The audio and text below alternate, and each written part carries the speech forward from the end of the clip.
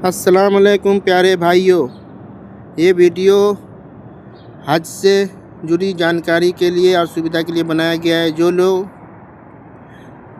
मेरे चैनल पर नए हैं तो मेरे चैनल को आप सब्सक्राइब करें, लाइक करें, कमेंट करें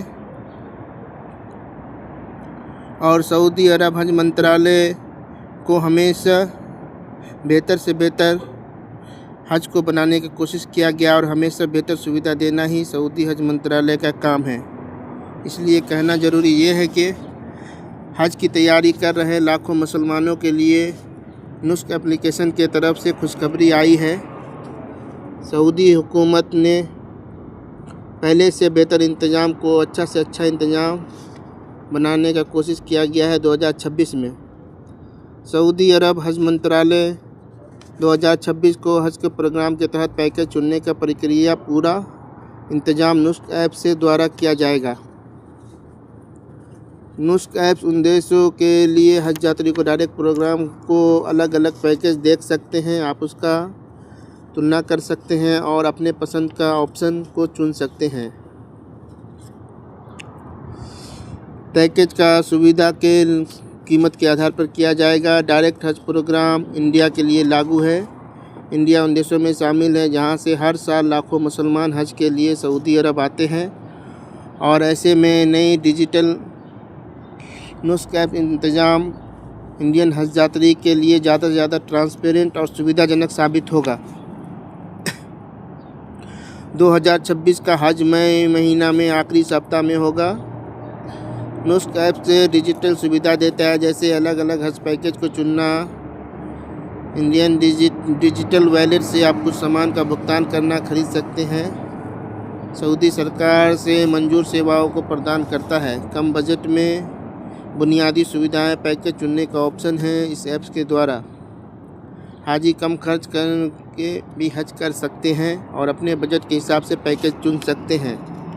सऊदी सरकार ने हज यात्री से कहा है कि नुस्ख ऐप्स पर जल्द से जल्द अपना रजिस्ट्रेशन करें या अपनी पूरी जानकारी अपडेट करें। हाजी को सलाह दिया गया है कि सभी जानकारी दस्तावेज पूरी तरीके से अप्रूव हो।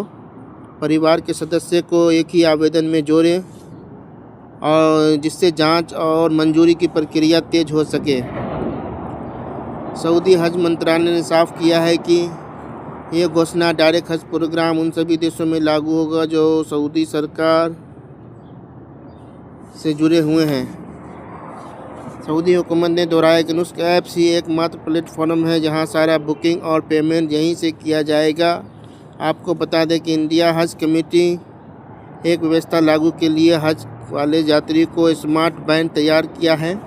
इसमें कॉलिंग सुविधा, SMS सुविधा, real time button, time location, किबला कैंपस, नमाज टाइम टेबल और हेल्थ मॉनिटरिंग सुविधा होगी। ये सब सीनियर सिटीजन के लिए होगा जिनको स्मार्टफोन चलाने में दिक्कत होता है।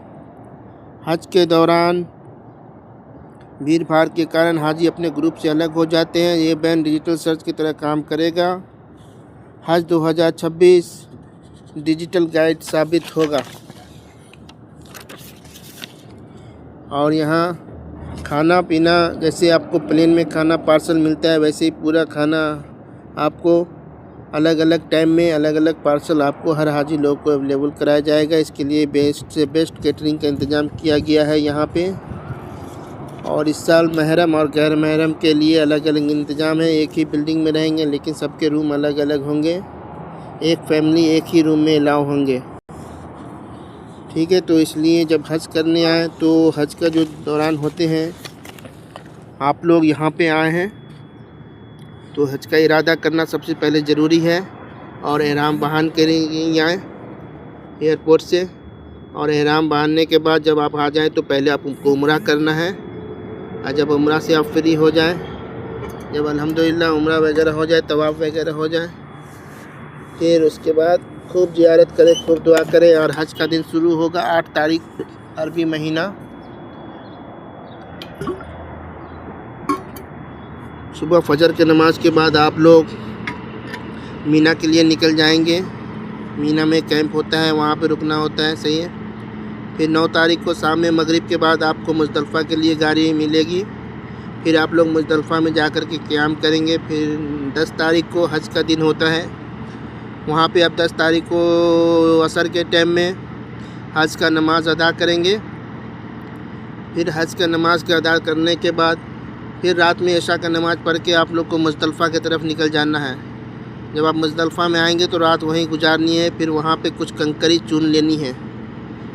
फिर सुबह फिर आपको वहाँ से कंकर लेकर के निकल जाना है जमरात की तरफ। जमरात पे जब आएंगे तो वहाँ पे शैतान को पत्थर मारना रहता है, 7 कंकरी मारना रहता है। आप किसी और के नाम से भी मार सकते हैं, जिस बुजुर्ग जा नहीं सकते। जमरात में काफ़ी भीड़ होती है, ठीक है, बहुत लंबा एरिया होता है, बहुत पैदल चलना पड़ता है। आप बस आराम से चलें, आज सारे हज के अरकान को पूरा करें।